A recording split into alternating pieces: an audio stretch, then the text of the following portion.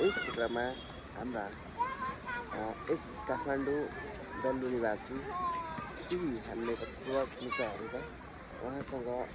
अहिले यस बिहानी शुभ बिहानीको अवसरमा उहाँहरू विभिन्न ठाउँमा जम्मा भई यस क्षेत्रमा आफ्नो स्वास्थ्यलाई का लागि खेल भन्ने एउटा महत्त्वपूर्ण र देशको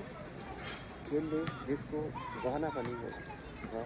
खेलले स्वास्थ्यका लागि एकदमै महत्त्वपूर्ण र देशको नाम संस्कृति र विभिन्न राष्ट्रहरूसँग आफ्नो मौलिकता र हक कायम गर्दै आफ्नो देशको नाम राख्न सहज गर्दछ। त्यसैले यस जुन खेललाई अहिले हाम्रा यी साथीहरूले बास्केटबलमा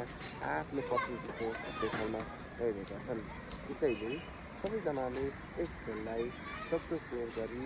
अझै हामी जहाँ जस्तोसुकै अवस्थामा भए पनि 24 घण्टाको अवधिमा आधी घण्टालाई चाहिँ खेललाई निरन्तरता र शारीरिक दललाई अग्रसर रूपमा अगाडि बढाउनु पर्दछ।